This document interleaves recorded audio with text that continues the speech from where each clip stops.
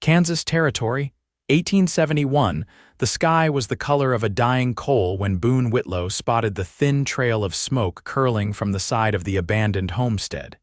He slowed his horse, dust clinging to his boots and coat like second skin. The place had not seen life in months. It had belonged to an old German trapper, long since buried according to rumor. But Boone knew smoke did not lie. Someone was there. He dismounted, wrapping the reins around a low branch. His boots were quiet on the dry soil. He kept one hand near the colt at his hip, eyes sharp.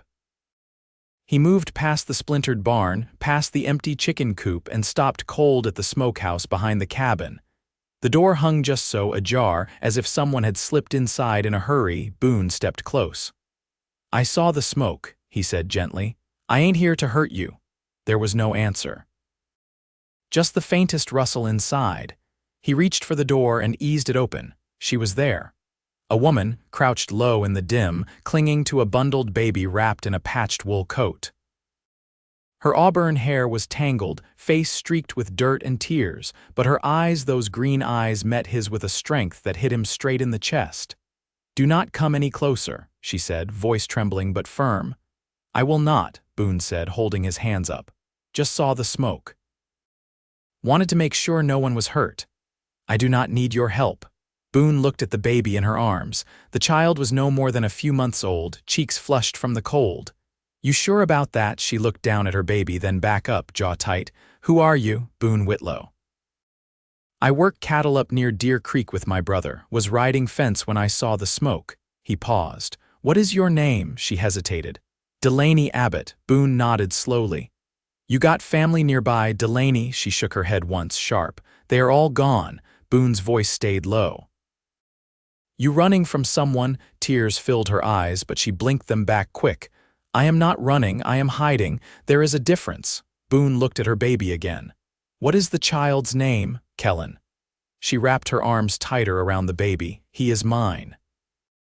I will not let anyone take him." "I believe you," Boone said. He crouched down a little, careful to stay far enough back. "You hungry?" She hesitated, then nodded once. "I got bread and jerky in my saddlebag. I will leave it at the door." "Then I will go." He stood and did just that, setting a small wrapped bundle at the smokehouse door before walking back to his horse. He did not look back.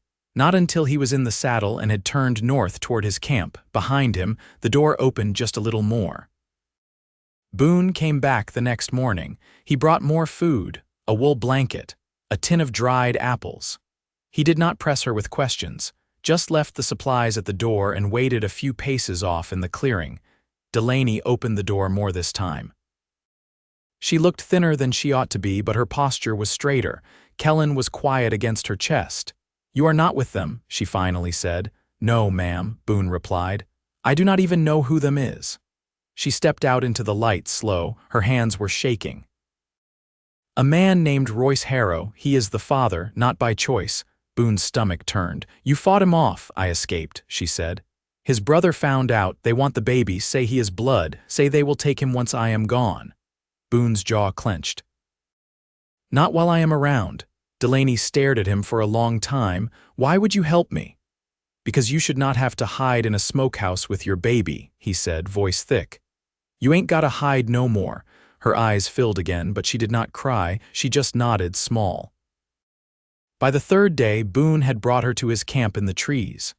Just a canvas lean-to and a fire pit, but it was warmer than the smokehouse and safer. She slept curled around Kellen, Boone always nearby, rifle laid across his lap. He never asked anything of her. Never touched her without asking, never looked at her like she was broken. Delaney watched him with quiet eyes. One night, when the fire crackled low and Kellen slept between them, she asked, "Why are you really helping me?" Boone looked at the flames. "Because I would want someone to do the same for my sister, if I had one." She looked down at her baby. "You are kind." He looked back at her. "I just care." Delaney said nothing, but she reached across the blanket and rested her hand on his. His fingers curled around hers without hesitation. They stayed hidden for a week.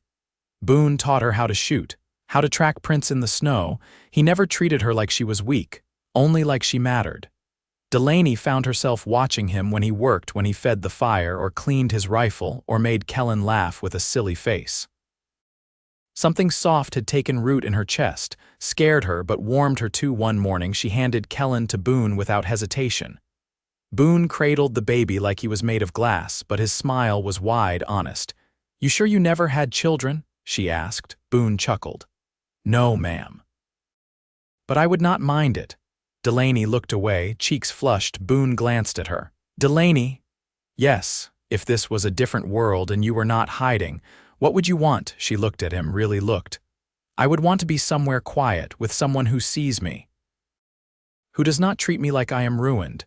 Boone's voice was rough. "You are not ruined." She held his gaze. "And you, what do you want?" He looked down at Kellen. "I want a family." Their eyes met again. Something shifted between them, quiet but strong. They did not kiss, not yet. But they did not need to. The promise was there, steady as the fire between them. But peace never lasted long in the West. They heard the riders 2 days later. Boone had been out gathering water. Delaney saw them first, 3 men on horseback, circling the old homestead. She grabbed Kellen, heart pounding, and ducked into the trees. Boone returned to find her gone. But he saw the broken brush and followed her trail without question. He found her crouched behind a fallen log, holding Kellen tight. "It is them," she whispered. Boone looked down at her. "I will not let them take you." "Boone," he put a hand on her cheek. "Delaney, I ain't letting you go," her breath caught. "I am scared." His hand slid to her shoulder. "Stay hidden, I will finish this." She gripped his coat. "Come back to me," he nodded once. "Always." Then he was gone, rifle in hand, walking into the rising sun. Boone moved between the trees like he'd done 100 times before, weight low over the brush, boots placed with care. The men were careless with their noise, circling the clearing slow, like they expected fear to flush Delaney into the open.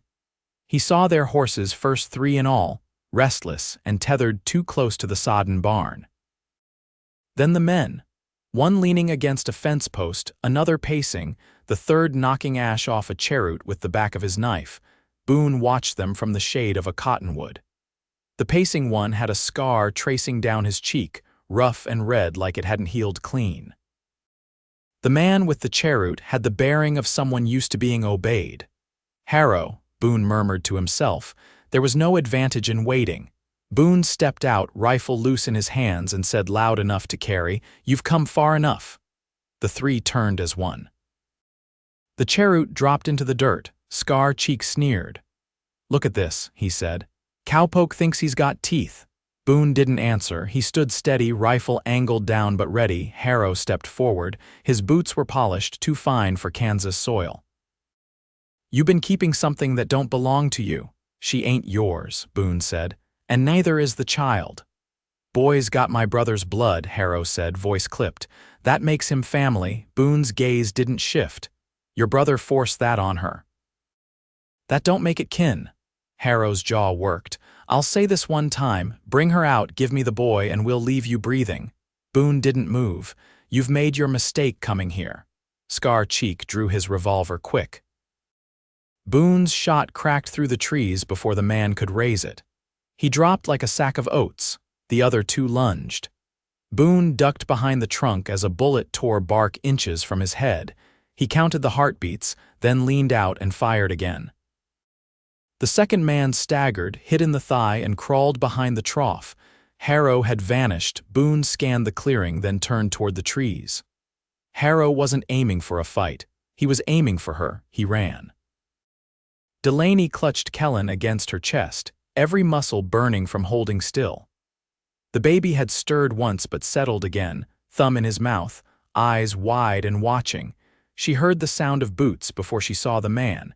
He came through the trees alone, fast, looking over his shoulder. When he spotted her, his smile came slow and mean. "There we are," Harrow said, voice low. "You're done hiding." Delaney didn't speak. Her back was pressed to the log, her father's old pistol in her hand. She hadn't fired it, but Boone had shown her enough. "You think that pop gun's gonna stop me?" "No," she said. "I will." He took another step. Kellen whimpered. Delaney raised the pistol and squeezed. The shot rang out like thunder. Harrow stumbled, grabbed his arm where the bullet tore through the muscle and dropped to his knees. Then Boone was behind him. He didn't shout, didn't hesitate. He struck Harrow with the butt of his rifle hard and final. The man crumpled in the pine needles, groaning. Boone knelt beside Delaney, one hand on her shoulder, the other checking Kellen's limbs in practiced, gentle movements. "You all right?" he asked. She nodded, breath shallow. "I had to." "I know," he said. "You did right." She looked down at her shaking hands. "I thought I couldn't." Boone took the pistol from her carefully. "You did. That's what matters." He picked up Kellen, who was fussing now, cheeks blotchy. Boone rocked him slow, humming something soft and tuneless. Delaney pressed her face to her hands. "He would have taken him." "But he didn't." She lifted her head. "You came back." Boone's eyes met hers. "There wasn't a world where I wouldn't." They didn't bury Harrow. They tied him and the other man to their saddles, left them with canteens, and pointed the horses east. "Won't make it far," Boone said, tightening the last knot. Delaney stood a few feet away, arms around Kellen. "That's farther than they deserve." He looked at her then. Really looked. Her hair was tied back with a strip of cloth. Her sleeves were rolled, hands dirt-streaked but steady. She didn't flinch anymore, didn't ask permission to speak.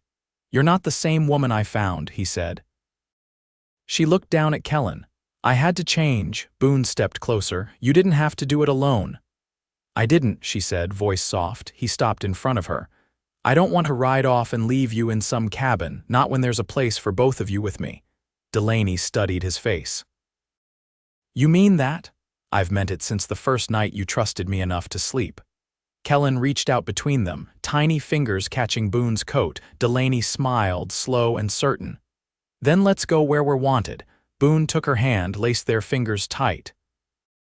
They turned west, toward the hills, where the land opened wide and the wind carried no names. Where a man and a woman and a child might start something new together. The wind shifted by mid-morning, bringing the scent of creek water and the faint sweetness of wild plum from somewhere west. Boone adjusted the saddle blanket over the pack mule, tightening the cinch while Delaney stood nearby with Kellen swaddled against her chest, the baby's head tucked beneath her chin. They'd left the hollow behind at first light, moving slow through the cottonwood breaks. Boone had a place in mined land held quiet by the hills and a spring-fed stream, not marked by title but known to him since boyhood. It sat near the bones of a burned-out way station west of Council Grove, where few passed and fewer lingered. Delaney shifted her weight, adjusting her shawl. "How much farther?" "Few more miles. We'll reach the draw by dusk if we keep steady." She looked out toward the grasslands, brows drawn. "What will we do there?" "Build something, piece at a time." She didn't say anything for a long while. Then, "I've never built anything that lasted." "You will now," Boone said. He passed her the canteen and she drank, careful not to wake Kellen. They walked on beneath a wide sky, the silence between them not heavy but full. By late afternoon, they reached the rise that overlooked the basin. The land stretched open below, ringed by cottonwoods, and a small creek that cut east before bending toward the tree line. Near the bend stood a half-standing cabin roof gone, but the stone walls still holding. Boone led them down slow, stopping at the edge of the clearing. Delaney stared at the ruin. "This the place?" "It'll need work," he said. "But the bones are sound." She walked forward, brushing her hand along the rough stone. "Feels like it's waiting." Boone unpacked the tools from the mule, laying them out under the cottonwood shade. "I figured we'd start with the roof, then the door. You pick what comes next." Delaney set Kellen down in a basket lined with quilts, then knelt beside the wall, running her fingers over the mortar. "I used to help my father patch windows with pine pitch and cloth. He said if you could keep the wind out, you could keep the world out too." Boone watched her hands. "You'll teach me that then." She turned. "You can lay a beam straight, but you don't know how to keep out a draft." "I never needed to," he said. "I do now." She smiled, not wide, not soft, but real. They worked until the sun dipped low, fitting salvaged planks across the beams Boone had set before. Delaney passed him nails, her sleeves rolled, hair pinned back with a twig. Kellen slept beneath the cottonwood, wrapped tight, the breeze rustling his blanket but not waking him. Later, Boone built a fire by the creek, low and steady. Delaney stirred beans in a tin pot while he cleaned fish he'd caught with a line and hook. She squatted near the coals. "I used to think quiet meant something bad was coming," he looked up. "And now, I'm not sure yet, but this quiet, it don't feel like before." Boone set the fish on the flat rock beside the fire. "You don't have to wait for something to go wrong. You say that like it's easy." "No," he said. "I say it like it's true." She turned the pot, steam curling past her cheek. "How long you been alone?" "Since my brother married in Missouri. He stayed behind, I kept going." "You miss him?" Boone nodded. "But I don't miss not belonging anywhere." Delaney looked at him across the fire. "I don't know how to be someone's place." "You're already mine," he said. Her eyes didn't drop. "I'm not soft. I don't need soft." She stood, wiped her hands on her skirt, and walked over to where Kellen slept. She bent, touched his cheek, then reached for Boone's calloused hand. "I want to stay," she said. "Then stay." She stepped closer, her forehead resting against his chest. He wrapped his arms around her, slow and sure. That night they slept inside the half-built cabin, a canvas tarp stretched over the beams. Boone lay with Kellen curled between them, listening to Delaney's breath even out beside him. He didn't sleep right away. He watched the rafters above, the stars beyond the cracks, and thought about the next day, and the next, and all the ones after. A full week passed before the roof was finished. Boone had cut and milled the planks himself, sanding the edges where roughness might catch. Delaney measured each length against the old beams, her hands steady with the saw. By then, the cabin was no longer just shelter. It had begun to feel like something they were growing together, beam by beam.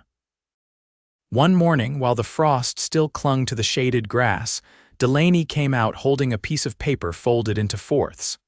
She handed it to Boone while Kellen gnawed quietly on a birch ring beside the fire. Boone opened it. The writing was neat, though some of the ink had bled. He read it once, then again slower. "It's from the midwife who helped me leave," she said. "She knew where I was headed, thought I'd want to know what's been happening in Abilene." Boone folded the letter without a word and passed it back. "She says Royce Harrow's kin are stirring up sympathy, claiming I ran off with a child and made up the rest." "You worried they'll come this far?" Boone asked. Delaney shook her head. "No, she said they're keeping close to the town, trying to save face more than anything." "But it still turns my stomach." Boone tossed a handful of dry twigs into the fire.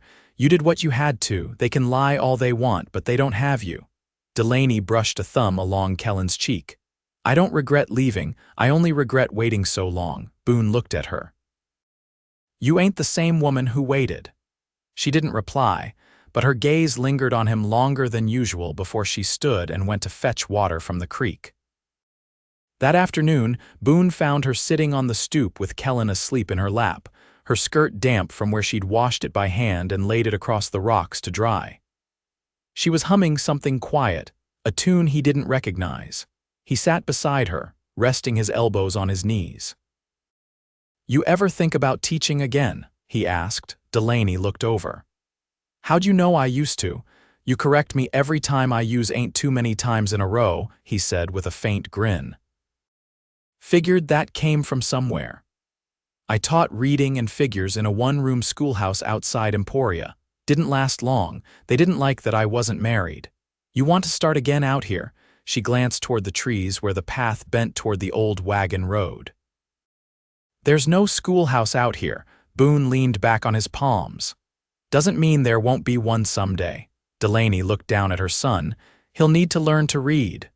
Boone watched her fingers trace the edge of Kellen's blanket. "Then we'll build a schoolhouse when he's big enough." She looked at him then, not with surprise but something deeper. "You say that like it's already decided." Boone didn't look away. "It is." She reached for his hand. "You never ask for anything back." "I don't need to," he said. "You're here."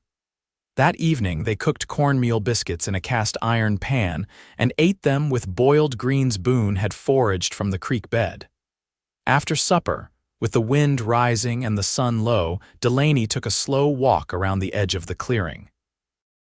When she came back, Boone was standing near the cabin's side wall, hammer in hand. "I want to make a cradle," he said. "Something better than a basket." Delaney stepped beside him. "You know how?" He nodded. "My mother made one for my brother's firstborn." I watched. "You still remember?" "I remember everything that matters." She was quiet, then stepped closer and rested her head against his shoulder. "I want to plant something, come spring." "We will, something that grows deep." Boone laid his hand over hers. "Everything worth keeping does." That night, they brought the cot inside and laid Kellen in the middle, his breath even. Delaney sat on the edge of the pallet, removing her boots slow as if the quiet meant something sacred. Boone blew out the lantern, then lay beside her. The dark was soft with the sound of the boys breathing and the wind brushing against the new roof. Delaney turned toward him, her hand finding its way to his. "I used to think no one would ever touch me again without taking something," she said. Boone didn't speak. "But you give," she continued, voice low. "Even when I don't ask." He kissed the back of her hand. "You don't have to ask." He didn't try to close the space between them, but she did. She laid her head on his chest and he wrapped his arm around her shoulders. She fell asleep like that, warm and safe above the steady rhythm of his heart. In the dark, Boone kept his eyes open a little longer, listening to the wind slip past their cabin, carrying no footsteps, no threats. Just the hush of a world beginning again. By early March, the thaw had begun. The creek ran faster, swollen with meltwater, and the whispering groves beyond the ridge smelled of turned earth and moss. Boone had built a new door for the cabin and hung it on iron hinges he'd bartered for with a passing tinker. It closed solid now, the wind no longer slipping through. Delaney stood at the edge of the clearing, Kellen perched on her hip, his hands reaching toward the sky where birds passed low and heavy from the south. She rocked him gently, but her eyes were fixed on the line of distant trees, where green had begun to push up through the frost-dark soil. Boone came up beside her, wiping his hands on a cloth. He'd been working on the cradle again, shaping the curved slats with a drawknife, sanding them smooth with river stone. "I think we could start planting next week," he said. "The ground's soft enough now." Delaney nodded. "I've been thinking about what we'll grow." "Tell me." "Beans," she said, "and onions, maybe a line of turnips, and lavender if we can find seeds or cuttings." Boone smiled at her words but said nothing. He liked the way she spoke of the future now, not in ifs or maybes, but with calm certainty. She turned toward him, shifting Kellen slightly. "There's something I should tell you." "All right." She hesitated, brushing a strand of hair behind her ear. "When I first ran, I told myself I'd never let a man decide anything for me again. That I'd never give anyone the chance to take what I didn't offer." Boone's mouth set, but he waited. "But you never tried to take," she said. "You just stayed, and that's what changed everything." Boone looked at her, the morning light slanting across her face. "I didn't come out here to change you, Delaney." "I know," she said. "That's why I want to stay." "You already are." She reached out and took his hand, their fingers fitting with an ease that felt old as the land. Kellen gave a soft coo, and Boone leaned in to press a kiss to the boy's head. That night, the three of them sat by the hearthstone, a stew bubbling low in the kettle and the cradle resting finished beside the wall. Boone had carved a pattern of small wildflowers along the edge, just below the lip, a quiet detail he hadn't pointed out. Delaney had noticed and said nothing, but he saw her fingertips brush it more than once. When the stew was done and Kellen had been laid in his new bed, Delaney pulled her shawl around her shoulders and sat across from Boone at the fire. A silence settled between them, but it wasn't the kind that waited for words. It was full and warm, like the firelight on the floorboards or the smell of bread cooling near the hearth. Boone broke it quietly. "I was thinking we ought to say something proper." Delaney looked up. "Like what?" "Like vows," he said. "Doesn't need to be a preacher, not out here, just your word and mine." She didn't answer right away, then she stood, crossed the room, and knelt beside him. "I'll give you my word," she said. "Right now," he nodded, heart thick in his chest. "I vow to walk beside you," she said, voice even. "To raise this child with you, to build a life that's ours, not borrowed or taken, and to never run not from you." Boone reached for her hand. "I vow to protect what we've made, to keep the fire lit, the roof strong, and your heart safe. To speak plain and stay true. Always." They leaned into each other, foreheads touching, and let the silence settle again. The wind outside shifted, brushing against the cabin with a soft, hollow sound, like a breath held and slowly let go. In the weeks that followed, the land gave itself over to spring. Delaney planted in tidy rows behind the cabin, her hands dark with soil, her back straight. Boone repaired the fence line farther out, piecing together what might one day hold chickens or goats. When he returned in the evenings, Kellen would be waiting on the stoop, arms reaching. Delaney would rise from her sewing or her basket of mending, and Boone would feel something inside him settle in place again, like a stone fit into its rightful groove. In late April, a family passed through a couple with 2 boys and a wagon full of tools. They camped near the creek for 3 nights, trading a sack of cornmeal and a spool of thread for smoked fish and a dry place to rest. Boone helped them repair a broken axle, and Delaney taught the older boy to sound out his name with a stick in the dirt. When they moved on, they left behind a small bundle of lavender seeds and a promise to return come autumn. One evening, after the baby had been laid down, Delaney sat on the porch steps, her skirt brushing the floorboards. Boone joined her with 2 tin cups of chicory. "I thought I'd spend my life watching things disappear," she said quietly. Boone took her hand. "But now," she continued, "everything I care for is growing." They sat that way until the stars rose, the sound of the creek just barely reaching them through the trees. Years passed. Delaney taught Kellen to write his name on a slate board Boone fashioned from river stone and pine. Boone built a second room onto the cabin, then a shed, then a corral. They took in a stray hound with one eye and a quiet nature, who slept beside Kellen's bed every night. Their hair turned a shade lighter with each season, and their hands bore the calluses of the life they had chosen. But their eyes, his steady, hers bright, never lost the way they looked at one another. One morning, after a long rain, Boone came in carrying a bundle of damp kindling, boots muddy to the knee. Delaney looked up from the hearth, her face soft with the kind of joy that doesn't need to be spoken. "You're soaked," she said. Boone leaned against the doorway, watching her. "Still worth coming home to." She crossed the room, pressed a kiss to his jaw, and rested her head against his chest. And there, in that cabin no map had ever marked, love held steady as the beams they'd raised together, strong enough to last through every storm that had not yet come.